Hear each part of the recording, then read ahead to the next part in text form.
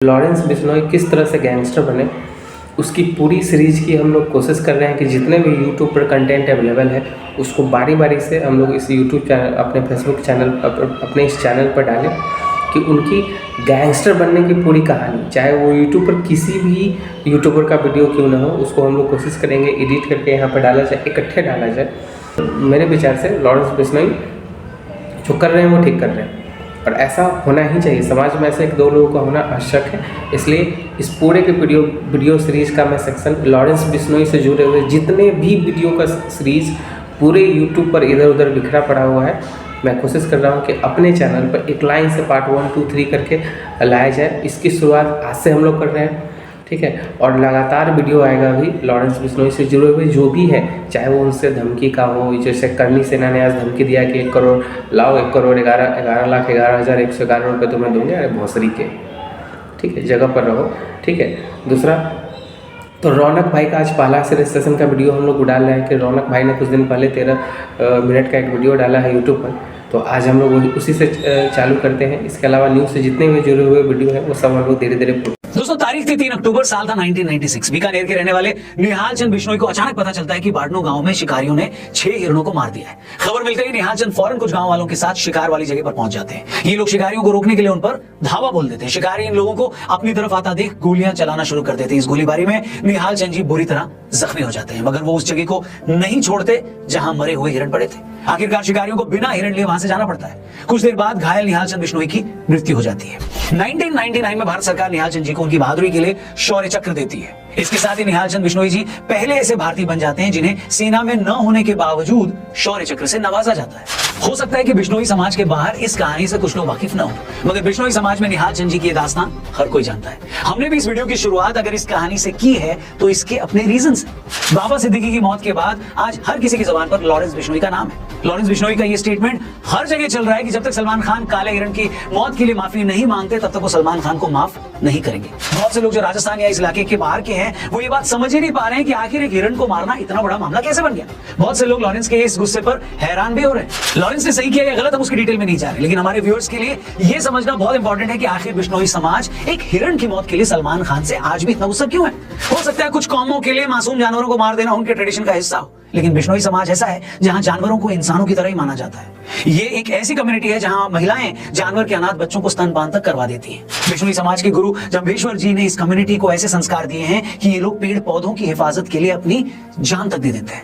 पर इससे पहले कि मैं लॉरेंस बिश्नोई गैंग और उनकी सलमान खान से चल रही दुश्मनी पर आऊं, आप एक और कहानी सुन लीजिए। ये कहानी आपको बताएगी कि आखिर बिश्नोई समाज के लिए हिरण या जानवर ही नहीं, पेड़ पौधे भी क्या मायने रखते हैं। राजस्थान में खेजड़ी का पेड़ पाया जाता है। ये एक ऐसा पेड़ है जो भरे रेगिस्तान में भी हरा भरा खड़ा रहता है। खेजड़ी का पेड़ भी बिश्नोई समाज में उतना ही पवित्र माना जाता है जितना कि काला हिरण। ये मामला है साल 1730 का, 1730। उस वक्त जोधपुर के महाराजा अजय सिंह को अपने महल के लिए लकड़ी की जरूरत थी, तो उनके सैनिक गांव में मौजूद एक खेजड़ी का पेड़ काटने चले जाते हैं। जैसे ये बात अमृता देवी नाम की एक महिला को पता लगती है तो वो पेड़ के आगे खड़ी हो जाती है। अमृता देवी ने सैनिकों को चुनौती दी कि अगर तुम्हें पेड़ काटना है तो पेड़ से पहले तुम्हें मेरी गर्दन काटनी होगी। सैनिकों ने भी अमृता देवी की गर्दन काट दी। उसके बाद पेड़ को बचाने आई अमृता देवी की 3 बेटियों को भी सैनिकों ने मार डाला और आखिर में अमृता देवी के पति को भी सैनिकों ने मार डाला। आपको जानकर हैरानी होगी कि उस दिन उस एक पेड़ को बचाने के लिए 363 लोगों ने अपनी जान दे दी। ये बताइए दोस्तों, क्या दुनिया के इतिहास में आपने ऐसी कोई एक भी कहानी सुनी है जहां एक पेड़ को बचाने के लिए 363 लोगों ने अपनी गर्दनें कटवा ली? शर्म की बात है कि आजादी के बाद इतिहास लिखने वालों ने औरंगजेब जैसे क्रूर शासकों का तो महिमा मंडन कर दिया, मगर उन वामपंथी मक्कारों ने आपको ऐसी एक कहानी नहीं बताई। अगर ऐसी कहानियां इस देश के बच्चों ने पढ़ी होती तो वो अपने लोगों की बहादुरी के बारे में जान पाते। आज के बच्चे ये समझ पाते कि बहादुरी का मतलब सिर्फ ये नहीं होता कि आप दूसरे राज्य पर कब्जा कर लें या आप मजहब फैलाने के लिए काफिरों की गर्दन काट लें। बहादुरी का मतलब ये होता है कि अगर एक पेड़ को बचाने के लिए आपको अपनी गर्दन तक कटवानी पड़े तो भी आप पीछे न हटे।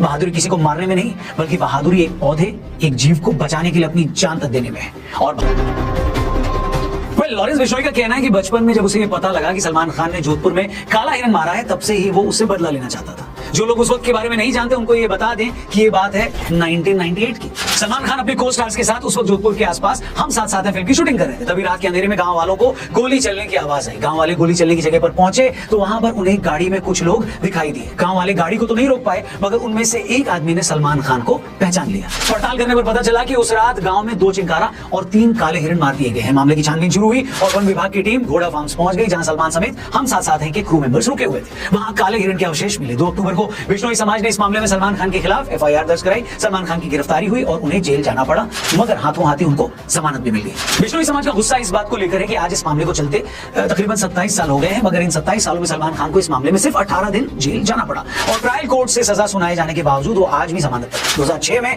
एक ट्रायल कोर्ट ने सलमान खान को 5 साल की सजा सुनाई थी, मगर 2007 में राजस्थान हाईकोर्ट ने सलमान खान की सजा को सस्पेंड कर दिया। फिर जुलाई 2016 आते आते राजस्थान हाईकोर्ट ने सलमान खान को 2 चिंगारा के शिकार के मामले में बरी ही कर दिया। 2017 में जोधपुर हाईकोर्ट ने सलमान खान को शिकार के टाइम एक्सपायर्ड हथियार रखने के मामले में भी बरी कर दिया। इसके बाद 2018 में ट्रायल कोर्ट ने इस मामले में सलमान खान को फिर से 5 साल की सजा सुनाई, मगर सलमान अभी तक जमानत पर है। इस तरह मामले के 27 सालों बाद भी बिश्नोई समाज अब भी न्याय का इंतजार कर रहा है। हैरानी की बात नहीं है कि इसी के बाद 2018 में लॉरेंस बिश्नोई ने ऐलान किया था कि काले हिरण के शिकार के मामले में वो सलमान खान को जिंदा नहीं छोड़ेगा और पूरे बिश्नोई समाज की तरफ से उससे बदला लेकर रहेगा।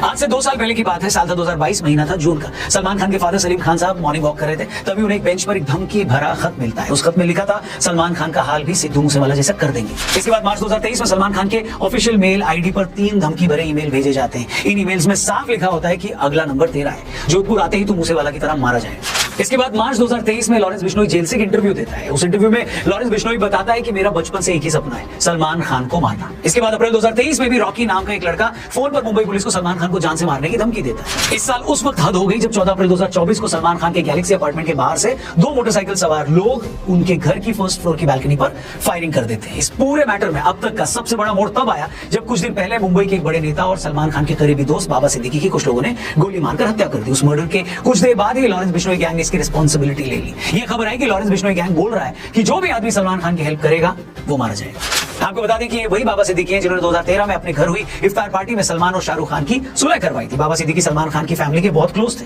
2015 में मुंबई सेशन कोर्ट ने सलमान खान को 2002 हिट एंड रन केस में 5 साल की सजा सुनाई थी। तब भी बाबा सिद्दीकी सलमान की बहन अलवीरा के साथ सबसे पहले हाईकोर्ट पहुंचे थे। उस वक्त उन्होंने सीनियर लॉयर हरीश साल्वे से कांटेक्ट किया और साल्वे जी सलमान खान की सजा को उन्होंने सस्पेंड करवा दिया था, मगर बाबा सिद्दीकी की मौत से लॉरेंस बिश्नोई गैंग का कॉन्फिडेंस बढ़ा हुआ है। वहीं सलमान की सेफ्टी मुंबई पुलिस के लिए बड़ी सिरदर्द बनी हुई है। सलमान खान लगातार पब्लिकली आने से बच रहे हैं। मुंबई पुलिस ने सलमान खान की गैलेक्सी अपार्टमेंट के बाहर एक चौकी भी बना दी। सलमान खान की सिक्योरिटी में हर वक्त 40 के करीब पुलिस वाले खड़े रहते हैं। सलमान खान के फादर सलीम खान ने एक टीवी इंटरव्यू में कहा है कि इन धमकियों के चलते हम लोगों की मूवमेंट पर काफी असर पड़ा है और हम उस तरह से बाहर नहीं निकल पा रहे जैसे पहले निकलते थे। सलमान खान भी इन धमकियों के बाद अपने घर की बालकनी में आकर फैंस को वेव करना बंद कर चुके हैं। इस पूरी कंट्रोवर्सी के बाद बहुत से लोग ये जानना चाहते हैं कि भाई ये लॉरेंस बिश्नोई है कौन और जो भी है आखिर वो इतना पावरफुल कैसे बन गया कि वो इतने सालों से जेल में बंद है, फिर भी वो जेल से सिद्धू मूसेवाला जैसे बड़े सिंगर को मरवा देता है, बाबा सिद्दीकी का मर्डर करवा देता है, सलमान खान जैसे सुपरस्टार को धमकियां दे रहा है। लॉरेंस बिश्नोई इतना पावरफुल कैसे बना, इसे समझने से पहले एक बार ये जान लेते हैं कि आखिर लॉरेंस बिश्नोई इतना बड़ा गैंगस्टर बना कैसे।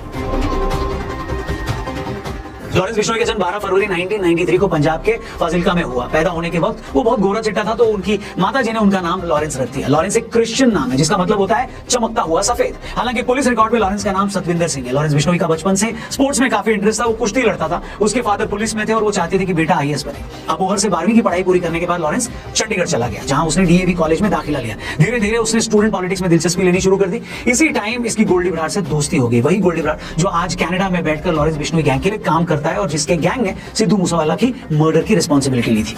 लॉरेंस ने 2011 में कॉलेज इलेक्शन लड़ने के लिए student organisation of Punjab university यानी SOPU के नाम से एक पार्टी भी बनाई थी, मगर लॉरेंस अपना पहला इलेक्शन हार गया। इस हार के बाद से लॉरेंस को काफी इंसल्टेड फील हुआ, जिसके बाद उसने एक रिवॉल्वर खरीदी और उस गैंग से भिड़ गया जिसने उसे इलेक्शन में हराया था। कुछ मीडिया रिपोर्ट्स की माने तो कॉलेज टाइम में लॉरेंस की एक गर्लफ्रेंड थी। आपसी रंजिश में दूसरे गैंग ने उसकी गर्लफ्रेंड का मर्डर कर दिया, जिसके बाद लॉरेंस पूरी तरह से क्राइम की दुनिया में आ गया। आगे चलकर लॉरेंस की दोस्ती संपत नेहरा से हुई। संपत पुलिस इंस्पेक्टर का बेटा था। लॉरेंस, गोल्डी और संपत ने मिलकर पंजाब के साथ साथ हरियाणा में अपना एक क्राइम सिंडिकेट बनाया। इस तिकड़ी ने हरियाणा में काला जटेड़ी और दिल्ली में जितेंद्र गोगी के साथ भी ग्रुप बना लिया। इसके बाद लॉरेंस शराब माफिया, ड्रग स्मगलर्स और बिजनेसमैन से फिरौती मांगने लगा। 2012-13 आते आते उसने अपना घर भी छोड़ दिया। 2014 में लॉरेंस बिश्नोई को राजस्थान में अरेस्ट करके भरतपुर जेल भेजा गया था, मगर एक पेशी के लिए मोहाली ले जाते टाइम वो पुलिस कस्टडी से भाग गया। 2016 में लॉरेंस को फिर से अरेस्ट कर लिया गया और तब से आज तक वो जेल में ही बंद है। मगर जेल में बंद होने के बावजूद वो आज भी धड़ल्ले से पूरी दुनिया में अपना काम चला रहा है। 29 मई 2022 को सिंगर सिद्धू मूसेवाला की उसके घर के कुछ दूरी पर 24 गोलियां मारकर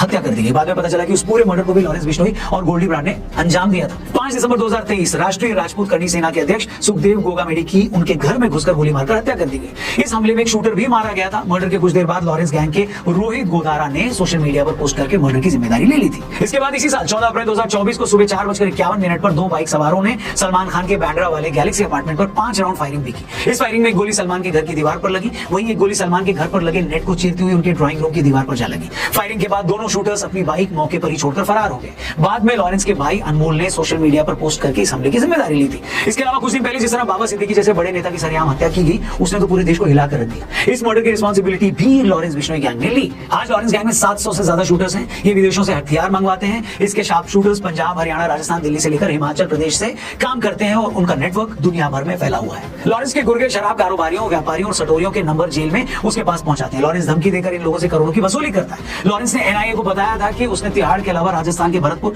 और पंजाब के फरीदकोट जेल में रहते हुए भी कई कारोबारियों से करोड़ों की वसूली की थी।